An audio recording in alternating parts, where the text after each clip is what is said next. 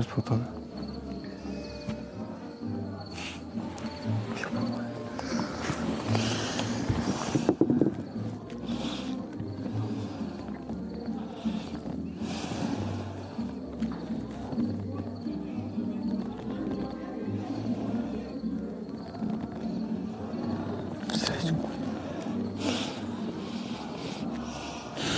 Jedan dan me nisam sposobni izdržao.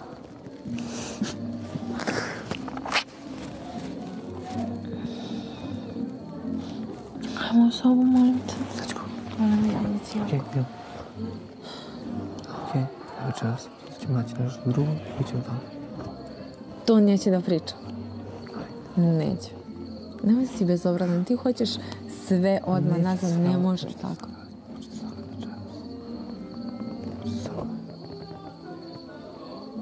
Mnogo mi to znači.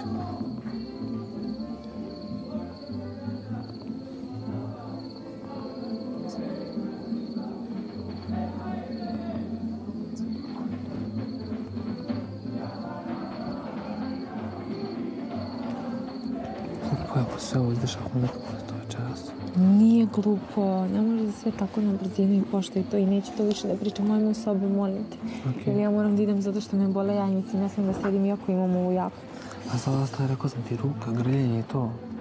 Nemoj da razmišljaš o tome, jebate. Mi smo prije, ja sam razmišljao o to. Ti smo prvog dana farmili skoro zajedno.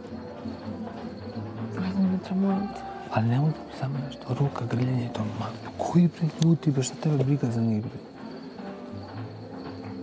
Cijelu farmu smo prošli zajedno prvog dana. Šta briga, bre, ko će šta da vidi, ko će šta misli. Radimo ko što osjećaš. Oni su ostali.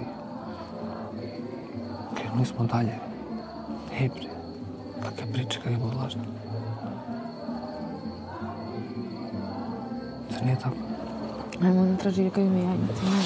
Ajde. Ja moram da jedno večer, hoću se upišati u gaće. Ne, zar ovo nije normalno? Zar ovo nije normalno? Ti me pitaš šta ti je? Jebote! A zajedno smo 2,5 meseca ovde. Ti me pitaš kao, šta ti je ovo? Šta mi je, jebote? Ludaku ludi. Idi pišaj.